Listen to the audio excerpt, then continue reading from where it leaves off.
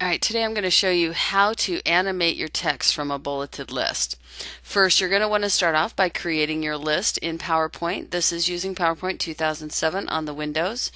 Next, you'll want to select your text box, come up here to the animation ribbon, and find custom animation here on the left side. That is going to pull up a palette over on your right. This is where all the magic happens. This is actually should look familiar from an old PowerPoint, but we want to add an entrance effect. So if I have my text box selected and I click add effect, I want it to be an entrance effect. Kind of the standard for text is fly in, but if you would like to take a look at some more dramatic ones, go to more effects because that will allow you to preview it if you have this preview effects box checked. So if this is the one you like after you've looked at it, you can click OK.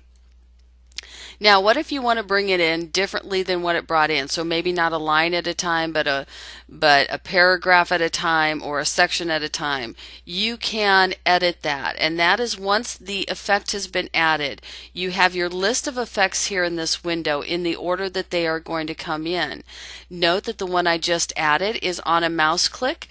And if I click on this down arrow here on the right, I want to find effect options. This is where all the fun stuff happens with animation of either a graphic or a movie or a sound or text. This is where you need to go. I want you to click on text animation up here at the top. The default is by first level paragraph. That's basically your bullet by bullet point, but you can change it either all at once, paragraph at a time, and you can see all the way down the list. You just have to play with it, look at it, come back in and change it if it does not look right.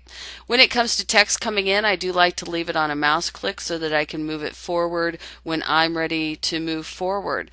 When you want to see what you've done, you can click play and it will come in a point at a time.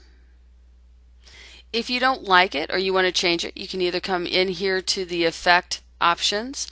You can also remove it and start from scratch. You can add in a different one if you don't like it by going to the remove tab.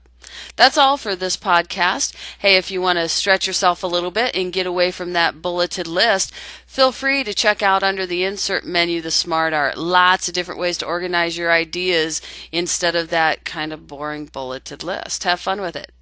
That's all for now.